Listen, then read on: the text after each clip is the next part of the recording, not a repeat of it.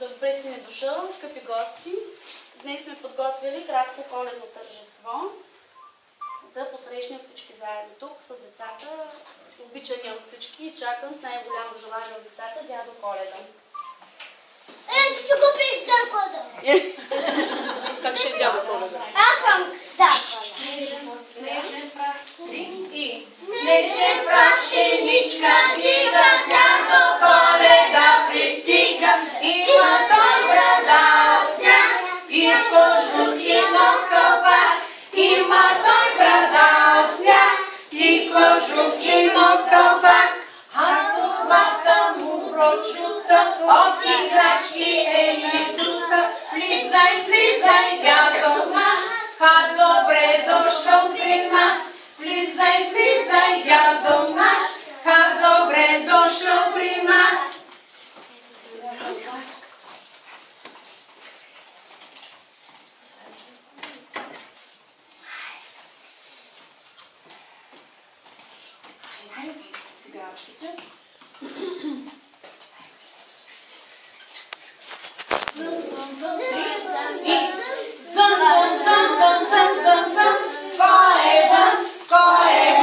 Кой ще дойде в този час, дядо Коледа при нас? Искам още, щом го зърна, от сърце да го прегърна. Че си знам, той ни носи дар голям. Зън, зън, зън, зън, зън, зън, зън. Кой е вън, кой ще дойде в този час, дядо Коледа при нас?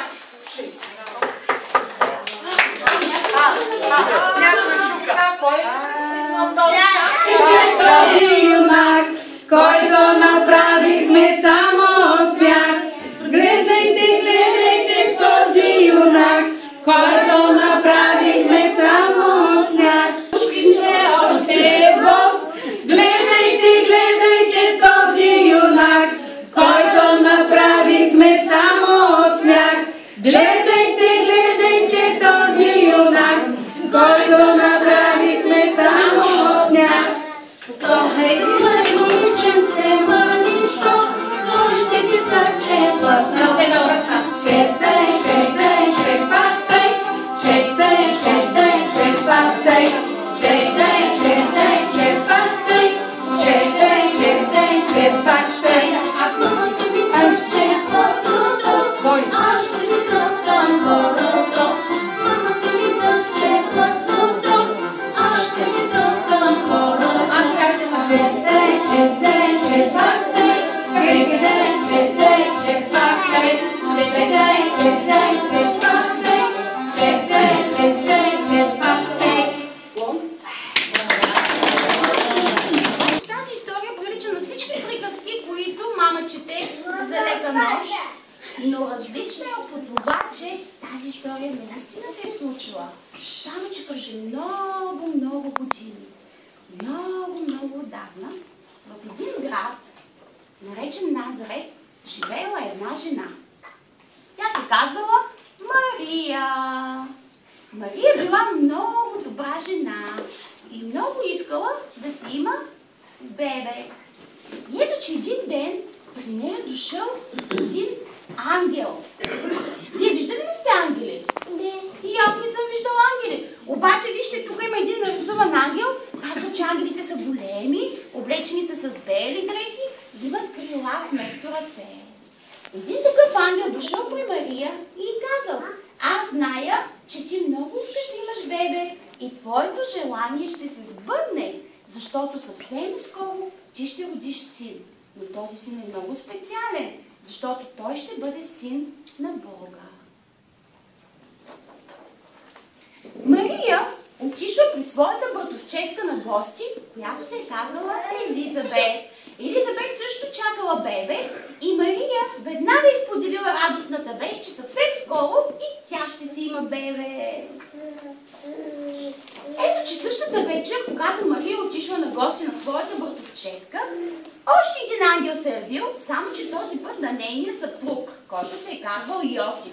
Йосиф, вижте как кротичко се спинкал, но и при него дошъл един ангел и му казал: не се страхувай, защото съвсем скоро ти и твоята съпруга Мария ще си имате бебе и ще наречете това бебе Исус, защото той е специално бебе.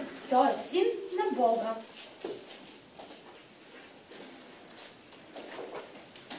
И така, минали се 9 месеца и наближило времето бебето да се роди. Но държавата, в която живеели Йосиф и Мария, царят издал закон всички да се запишат на едно специално място и така Мария и Йосиф тръгнали към един град, който се нарича Витлеем, за да се запишат. Ето виждате ли Мария тук е явно едно магаренце? Едно магаренце, защото пътуват много дни и вече са много изморени и искат някъде да спят и да пренощуват. Но нямало място за тях в този град Витлеем и затова ги настанили в един обор. Вие знаете ли какво е обор? Не. Оборът е мястото, където живеят животните. Когато се приберат от паша, за да им е топличко, ние хората ги прибираме в едни специални къщички, които ги строим специално за животните, където има слама, където те да хапват, има водичка, която да пият, да им е топличко. И в този обор има най-различни животни. Може да има крави, кози. Какви други животни познаваме? Какви други животни има на село? Агънца има, кончета има, овце има, магаренца има. Нали? Всички те живеят в обор, за да им е топличко през зимата. И ето в един такъв обор, защото нямало място за Йосиф и Мария в някое друго място, се е родило бебето Исус. Виждате ли бебето? Да. Ето го бебето, ето го сложили да спинка на топло в сламата.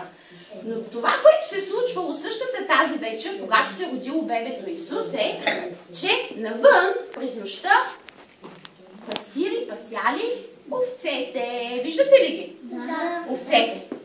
И както си пасяли овцете, изведнъж видяли една много ярка звезда, която да свети горе в небето. И си казали, какво ли е това чудо, каква ли е тази звезда? И в същото време чули ангелски хор, който пеел горе на небето и казал: роди ви се бебе във Витлеем. Той е Божият син и ще донесе мир на земята между хората. И овчарите казали: щом е такова специално бебето, ние искаме да отидем да го посетим. И ангелите казали: отидете, ще го намерите в един обор. И ето ги овчарите пристигнали да видят бебето. Но нали знаете, че когато отиваме да видим бебе, ние какво му носим обикновено? Подарък, за да му кажем, ти си специален. Ти си специален за нас и затова овчарите са донесли своите дарове пред бебето Исус. Но не само овчарите, ами и едни други хора по същото това време гледали нагоре към небето и се чудили каква ли е тази нова звезда, която се е появила. Знаете ли кои са тези мъже? Не ги знаете. Това са едни мъдреци. Едно време, преди много години, в една древна страна, наречена Персия, живеели мъдреците. Мъдреците били хора, които гадали бъдещето по звездите. Те познавали съзвездията и по тях можели да кажат какво ще се случи. И ето, че една вечер, както гледали горе небето и звездите, забелязали, че една нова звезда се е появила. И си казали, какво ли означава това? Я да отидем да прочетем в книгите. Там всичко пише в книгите. Затова трябва да ходим на училище, трябва да ходим на градина, за да можем да четем какво пише в книгите. И така мъдреците отишли, отворили книгите и прочели, че новата звезда означава, че ще се роди нов цар. И мъдреците казали, искаме да видим къде ли ще е този цар, и решили да следват звездата. Вървели, ето вижте, качили се те пък на камили. Виждате ли камилите? Да. Защото пристигали от много далечната страна Персия, трябвало да преминат през една голяма пустиня. И затова те се качили на камили. Вървяли много дълго, за да стигнат и да донесат своите подаръци на бебето, което вече малко било пораснало, докато те стигнат до Витлеем, на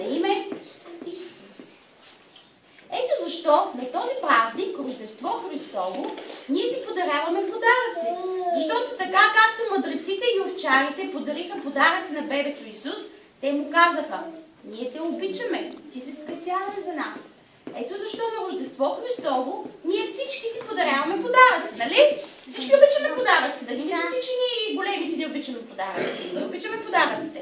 С тези подаръци ние си казваме: ти си специален и аз те обичам.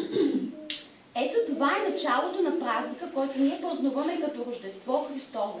Защото се роди бебето Исус, Христос, което беше един невероятен дар от Бог за нас, хората. Това бебе да порасне, както вие растете, да стане силен мъж, който да прави това, което Бог иска от него. Запомните ли сега защо празнуваме празника Рождество Христово? Защото празнуваме раждането на кое бебе? Как се казваше бебето? Исус. Точно така, на бебето Исус. Това е празникът Рождество Христово. И сега по случай този празник Рождество Христово, защото и ние много обичаме децата, както Бог обича децата, имаме специални подаръци за вас. И за това ние ще ви покажем, че ви обичаме днес. Съгласни ли сте? Искате ли още подаръци? Да, искате ли още подаръци? Хайде, първо ще подаря на дамите, защото те са момиченца. Хайде, да, още едно момиченце. Хайде, Росто. Здраво, дръж, че много е тежък този подарък. Много е тежък този подарък. Гери, сега те ще има. Гери. Чакай, ти си момче. Гери. Хайде, още едно момиченце. Хайде, сега обържи. След така към господина да вас снимат. Към госпожата. Така. Хайде. Хайде. Хайде.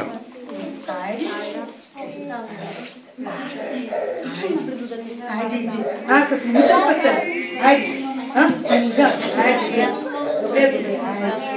Хайде, сега за момченцата. Хайде.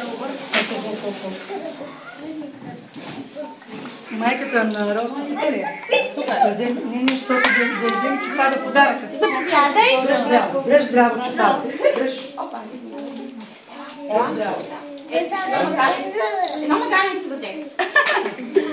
Аз ще помогна след това, но само помогна. Мамашката снима. Да ще сложа ти бъде. Що се бъде? Да я прибере там. Ела. Ела,